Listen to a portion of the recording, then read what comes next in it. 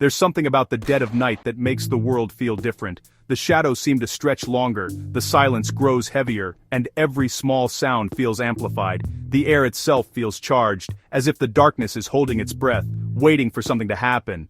If you ever find yourself awake at 2:48 a.m. staring at your phone, and a message pops up from a number you don't recognize, whatever you do, don't answer. That's the kind of advice you hear in urban legends, the kind you laugh off in the daylight. But at night, when you're alone, it's a warning you wish you'd taken seriously. The world outside your window seems impossibly far away, and the only thing that feels real is the glow of your screen and the pounding of your heart. Sometimes the darkness outside feels safer than the unknown lurking in your own home. The night has a way of making the familiar seem strange, and the strange seem inevitable. The clock ticks on, each second echoing in the silence. The room is still, but your mind is racing. You try to convince yourself it's nothing, just your imagination, but the feeling lingers. The darkness presses in, heavy and suffocating, as if it's waiting for you to make a mistake. You wonder how many others have felt this same fear, this same sense of being watched when they're most vulnerable. The night is a canvas for your worst fears, painting shadows where there should be none. Jared was just like any of us, tired, restless, scrolling through his feed to chase away the insomnia. He never expected anything out of the ordinary, but that night, he made a choice he'd regret forever. He answered the message, and what happened next would haunt him for the rest of his life. He would replay that moment over and over, wondering what might have happened if he'd just put the phone down and gone back to sleep. The weight of that decision pressed on him, heavier than the darkness itself. He tried to remember what he'd been thinking in that moment, what had compelled him to answer. Was it boredom, curiosity, or something deeper, a need to connect with someone, anyone, in the lonely hours before dawn? The answer didn't matter anymore. The damage was done. The night had changed, and so had he. As the clock crept toward 3 a.m., Jared's phone buzzed, slicing through the silence. The screen glowed with a message from an unknown number. It was simple, almost innocent.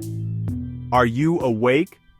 The words seemed harmless, but in the darkness, they felt loaded with menace.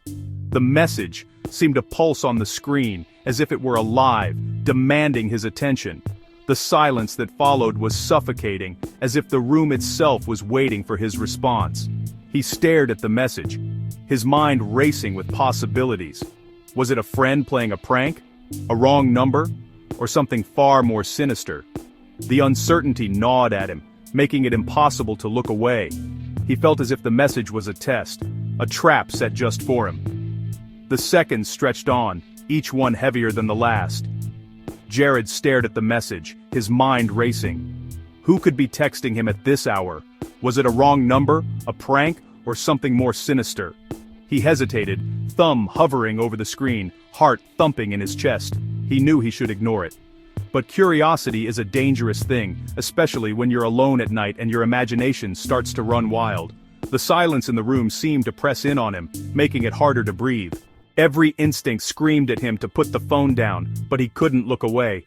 He thought about all the stories he'd heard, the warnings he'd ignored. He wondered if this was how those stories started. One small decision, one moment of weakness, and everything changes. The fear was almost physical, a weight pressing down on his chest. Still, he couldn't bring himself to turn off the phone. Against his better judgment, Jared replied. Just a single word. Yes.